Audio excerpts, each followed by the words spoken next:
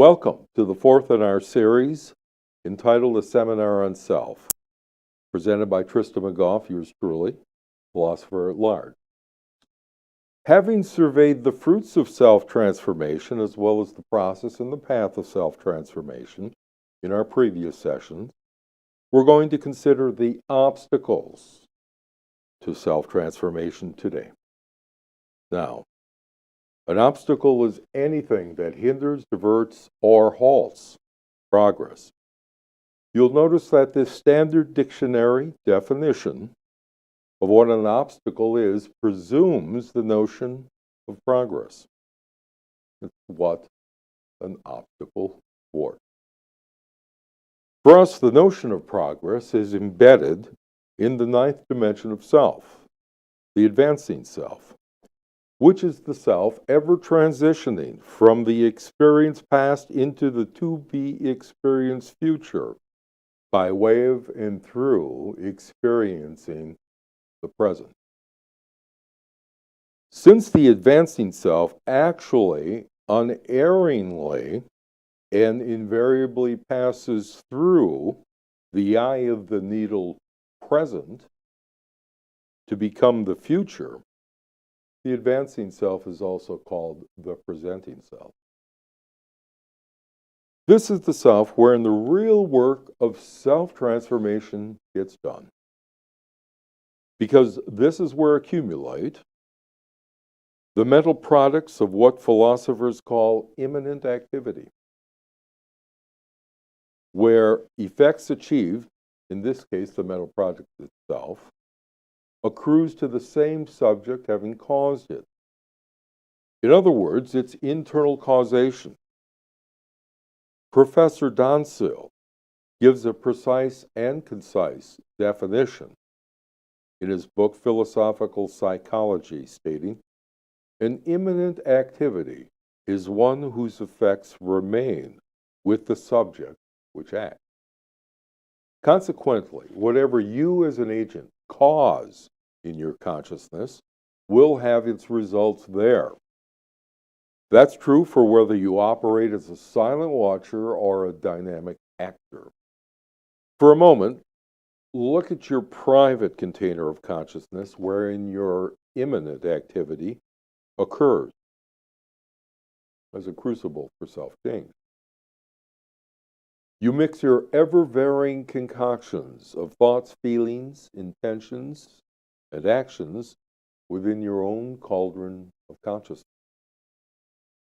In alchemy, reference to this personal crucible of self-consciousness was hidden behind the gloss of an alembic, which is a large mixing beaker, an apparatus used in the transmutation of base metals into gold, which itself is a glyph for self-transformations from states of consciousness that bind to states of consciousness that liberate, those that yield the 5 fruits of self-transformation, which are an enlightening mind, an empowering will, an endearing heart, and an emancipating life, all unified as 4 into happiness, or as the ancient Greeks called it, eudaimonia. Now, eudaimonia literally means good spirit. Imaginatively conceived by the social self as a bliss-bestowing deity who overshadows and inspires its human possessor, allowing her or him to achieve a state of internal serenity, harmony, and felicity, a condition of mental well-being that the Bible calls the peace that surpasses understanding. This is the gold of the alchemy. Without opportunity for change, no transformation, self or otherwise, is possible. But what is an opportunity? Let's see what the dictionary says. But first a note on the origin of linguistic symbols. A study of the etymological underpinnings of words is very important when garnering a deepened understanding of any culture. For words are its concepts solidified and shaped into a system of communicative symbols for collective understanding, a sociably usable vocabulary, at first oral and then later written down. It's often epitomized as good, just plain old common sense. That said, Merriam-Webster defines opportunity as a good chance for advancement or progress. Now, that fits rather nicely with our concept of the advancing self, which is ideally following an arc of progress while pursuing happiness as an evolving entity within an expanding universe. But as Christ admonished his disciples, be in the world, not of it, which I take to mean that while you're engaged in the world, receiving its impressions and leaving some of your own behind, you are not constituted of it or made of it. What you are constituted of is your intuitive thoughts, feelings, willings, and doing. Identifying with a unique consciousness that can awarefully contribute to the world things virtuous or vile, things that help or hinder. We're accustomed to thinking as a help that comes from the universe, always in positive terms, whether it's a job offer or someone does a kind act for you, or you even get a rebate check or a refund from the tax collector. Well, we often look at those things that come from the universe as opportunities. And we tend to see any hindrance as an opportunity that's been denied, a kind of anti-help, a negative force. But is this true? You can blow the new job your first day on it. You can repay the universe with a harsh word to the next interpersonal encounter you have.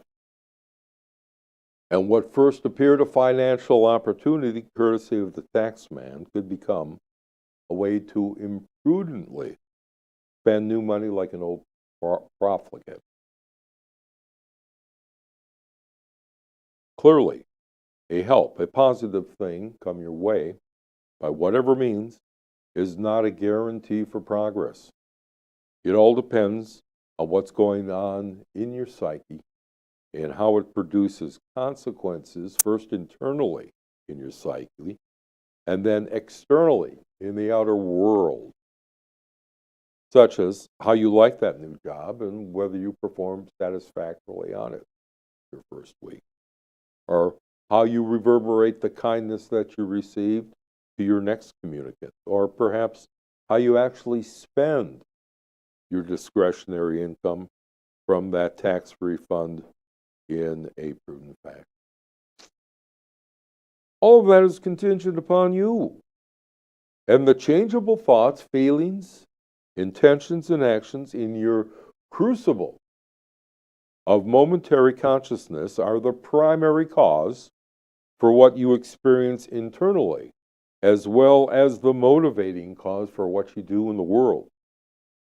Further, you are the deciding cause on whatever comes your way, whether a positive help or a negative hindrance. It's all a question of perspective.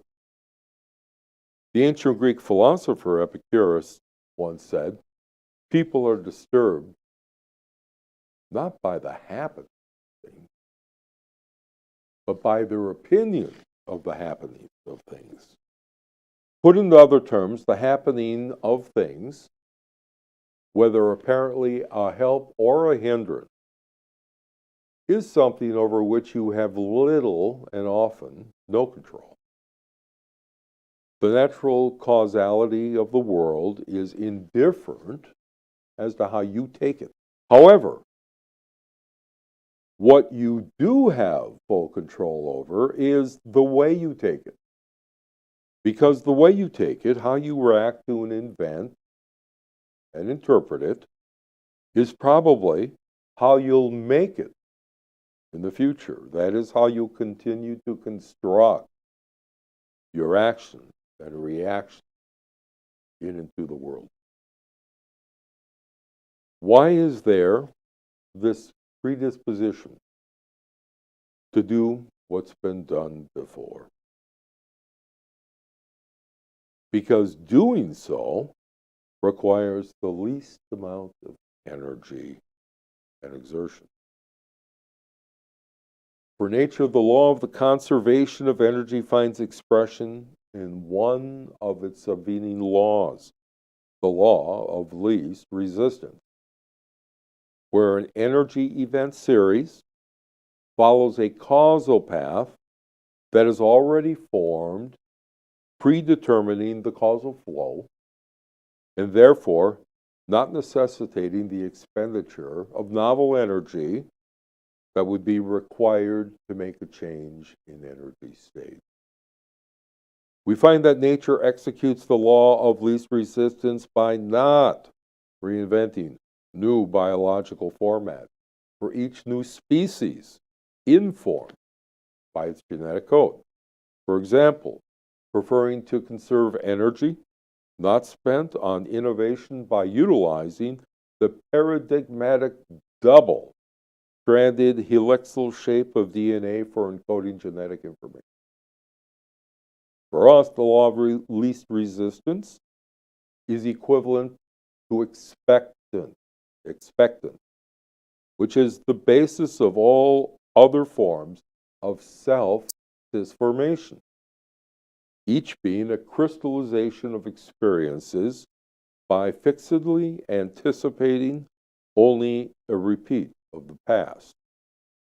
Which is why, as the Spanish philosopher George Santayana said, those who cannot remember the past are condemned to repeat it.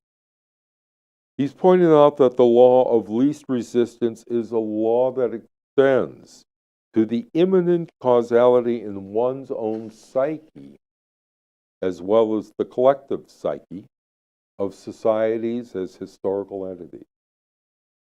As a way to conserve energy, we willfully reinforce our already constructed and systematized mental formation so as to prejudge future experiences and save psychic energy.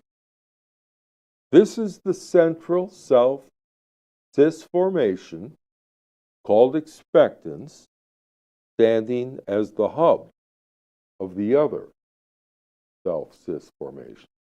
And of course, I represented that last time when we spoke as expectance being the center, which, if you will, integrates the other cis formations of enslavement of doing and life, enfeeblement of your will,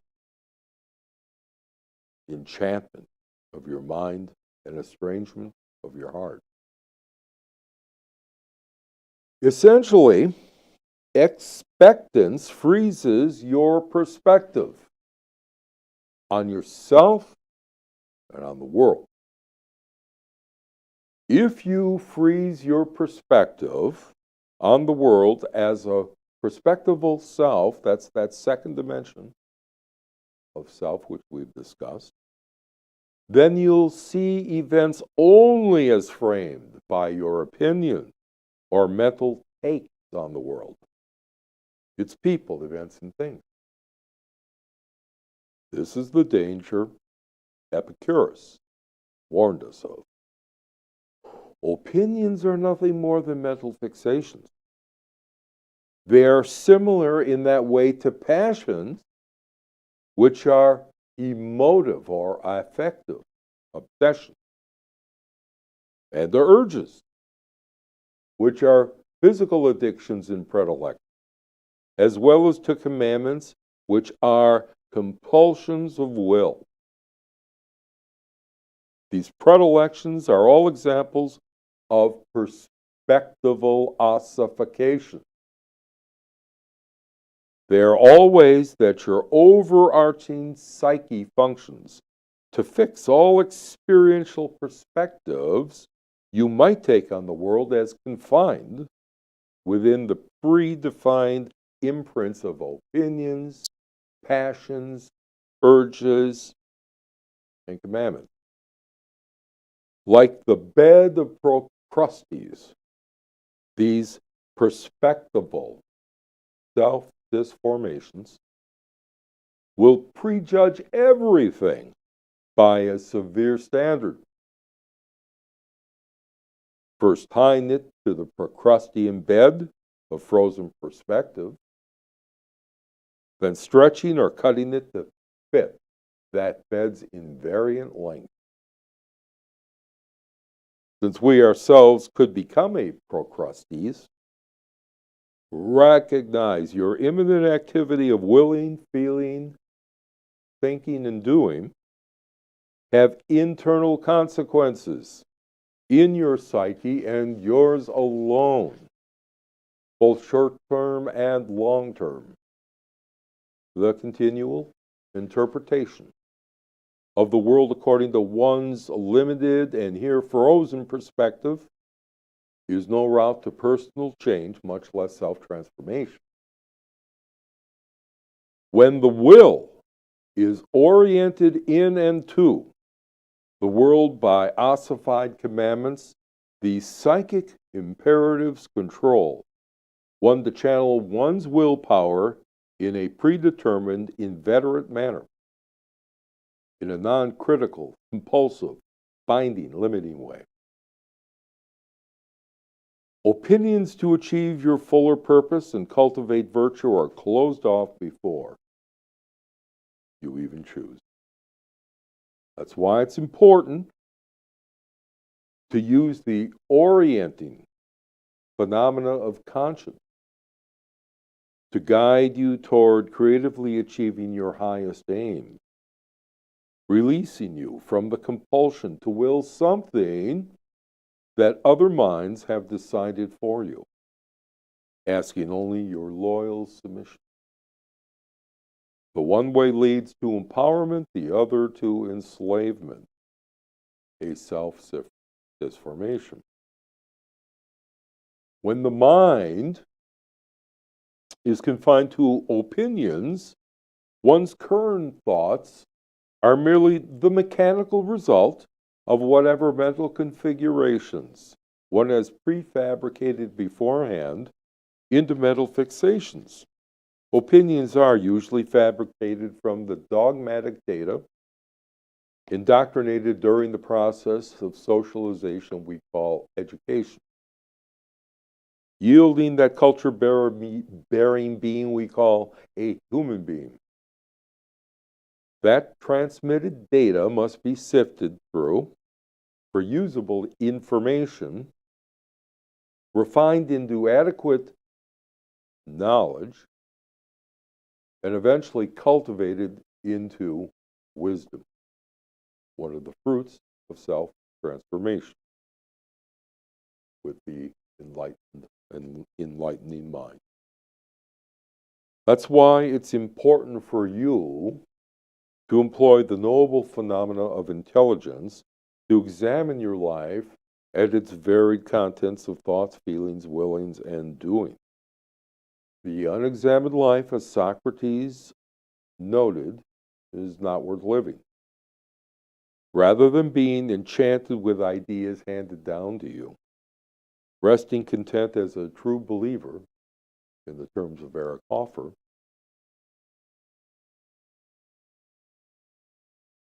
one should investigate the meaning, the value, the significance and the truth of any proposition, idea, or belief, clarifying the mind through enlightenment.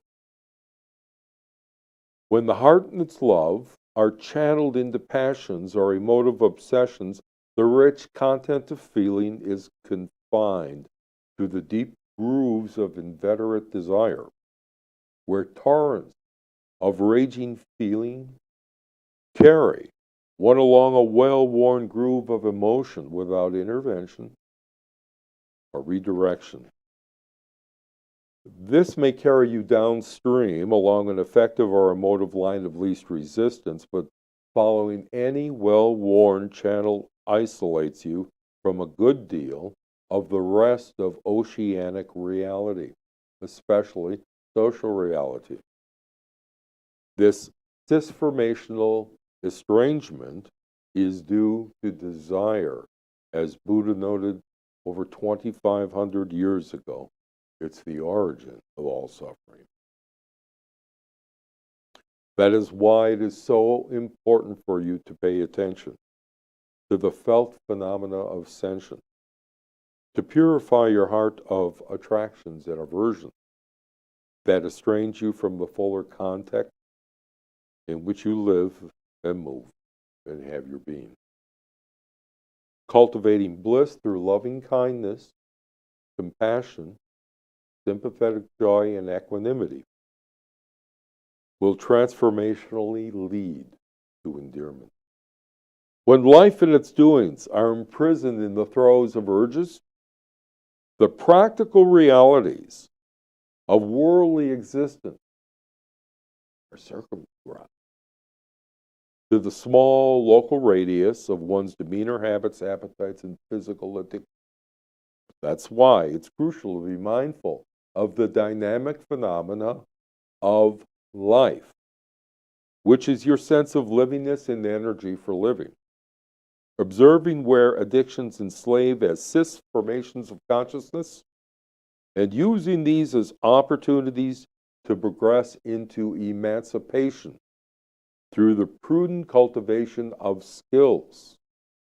Remember, we spoke of that with the 9 types of intelligence and the development of the corresponding skills. Well, in our next session, we'll deal with practical ways to transform obstacles into opportunities by technique for self-transformation. As for now, let's do a concluding exercise for today. And we're going to do something which I've arranged for future exercises as self-transformational evolving practices, or steps for short. So step 1 here, we're going to do the perspective and obstacle analyses, plural, because you're not meant to do all this at once. Do this over a period of time when you feel comfortable in a reflective session where you've got 10, 15, 20 minutes, or even in between programs. Turn something off, give yourself a chance to reflect over the day. And what you're going to ask yourself is, what obstacles have shaped my perspective? And remember, we're looking for the frozen perspective here. So do one of these per self-reflective session. Let's take a look at them. Let me look at one opinion I hold and analyze what it means and how I acquired it. How do I justify holding it? And what does holding this opinion entail? What does and could it lead to as consequences if acted upon?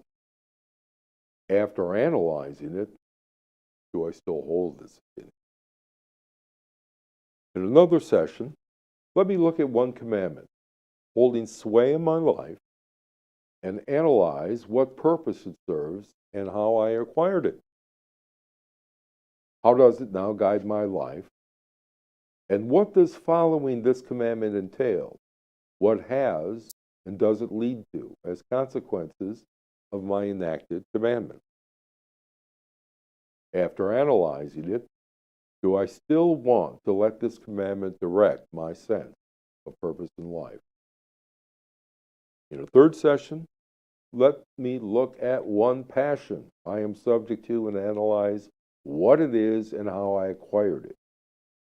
How does this craving affect my life?